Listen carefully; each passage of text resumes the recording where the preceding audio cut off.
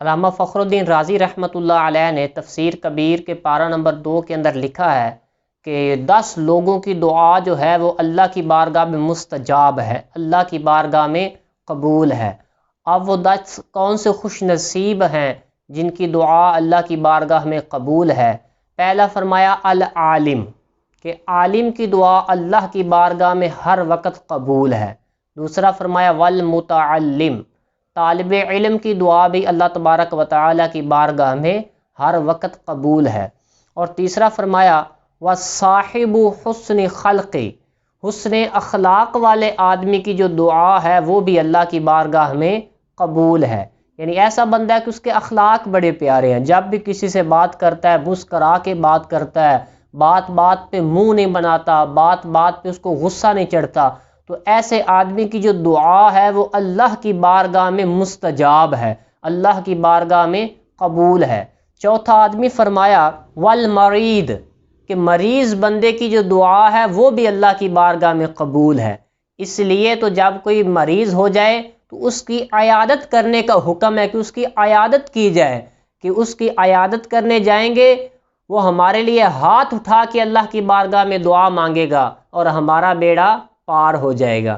تو مریض کی دعا بھی اللہ کی بارگاہ میں مستجاب ہے، قبول ہے۔ لہٰذا اگر اللہ کسی کو بیماری دے دے تو اس سے ہمیں نفرت نہیں کرنی چاہیے کہ دیکھیں ایک جھٹکے میں صحت برباد ہو جاتی ہے، ایک آن میں تمام حسن جو ہے وہ خاک میں مل جاتا ہے۔ تو ہمیں اپنے آپ پر فخر نہیں کرنا چاہیے، غرور نہیں کرنا چاہیے۔ کوئی مریض ہو جائے تو اس سے نفرت بھی نہیں کرنی چاہیے۔ ہو سکتا ہے کہ ہم اس سے نفرت کریں، وہ ہمارے حق میں بات دعا کر دے، اور مریض کی دعا تو ہر وقت اللہ کی بارگاہ میں قبول ہوتی ہے، تو یہ نہ ہو کہ ہمارے حق میں اس کی بات دعا قبول ہو جائے، بلکہ مریض کی عیادت کریں اور اس سے دعائیں لیں کہ مریض کی دعا بھی اللہ کی بارگاہ میں قبول ہے۔ وہ یتیم، کہ یتیم کی دعا بھی اللہ کی بارگاہ میں قبول ہوتی ہے۔ اب یتیم کون ہے؟ یتیم اس نابالغ لڑکے یا نابالغ لڑکی کو کہتے ہیں کہ جس کا والد وصال فرما جائے، وہ یتیم ہوتا ہے۔ تو یتیموں سے بھی محبت کرنی چاہیے اور ان کی بھی دعائیں لینی چاہیے کہ ان کی دعا جو ہے وہ اللہ کی بارگاہ میں مستجاب ہے۔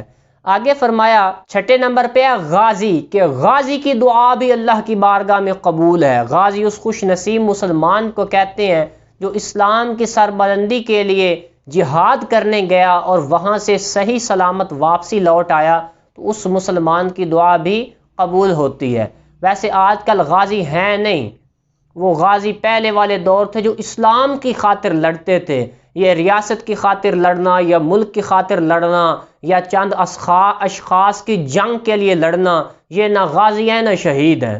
تو ٹھیک ہے، تو غازی کی جو دعا ہے وہ اللہ کی بارگاہ میں وہ بھی قبول ہے۔ 7 نمبر پہ ہے والحاج، حاجی کی دعا بھی اللہ کی بارگاہ میں قبول ہے۔ تو جو حج کر کے آئیں ان سے بھی دعائیں لینی چاہیے کہ ہمارے حق میں وہ دعا کر دیں، ان کی دعا بھی اللہ کی بارگاہ میں قبول ہے۔ 8ویں نمبر پہ ہے والناصح للمسلمین، والناصح للمسلمین، مسلمانوں کو نصیحت کرنے والے کی دعا بھی اللہ کی بارگاہ میں قبول ہے۔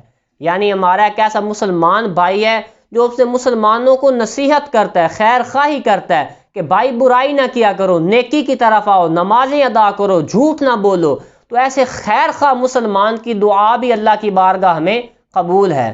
تو اب نیکی کا حکم دینا اور برائی سے منع کرنا، اس کی کتنی فضیلت ہے۔ آج لوگ کہتے ہیں جی نیکی کا دور ہی نہیں ہے، اور بھائی لوگوں کو نصیحت کرو گے، خیر خواہی کرو گے تو اللہ آپ کی دعائیں بھی اپنی بارگاہ میں قبول فرمائے گا، اتنی بڑی فضیلت کم ہے۔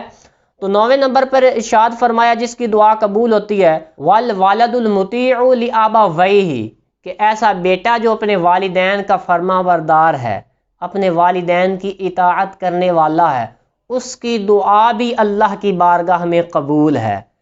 تو فرما بردار اولاد اپنے ماں باپ کی ہر بات ماننے والے، جو شریعت کے مطابق ہو، شریعت کے مخالف نہیں، تو ایسی اولاد کی دعا بھی اللہ کی بارگاہ میں قبول ہوتی ہے۔